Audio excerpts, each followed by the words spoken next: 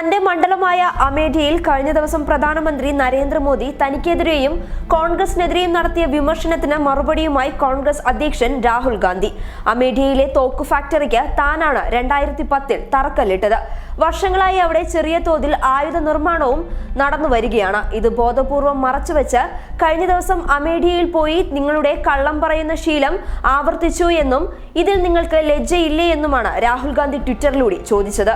Vote കിട്ടിക്കഴിഞ്ഞാൽ ജനത്തെ മറക്കുന്നവരാണ് ചില നേതാക്കളെന്ന് പ്രധാനമന്ത്രി പരിഹസിച്ചു. അവർക്ക് ദരിദ്രരായി തന്നെ തുടരുന്നതാണ് താല്പര്യം. എങ്കിൽ മാത്രമേ അവർക്ക് ഗരീബി ഹട്ടാവോ എന്ന മുദ്രാവാക്യം വിളിക്കാനാകൂ എന്നും മോദി പറഞ്ഞിരുന്നു. ഇതിനുള്ള മറുപടിയായിട്ടാണ് രാഹുലിന്റെ ട്വീറ്റ്.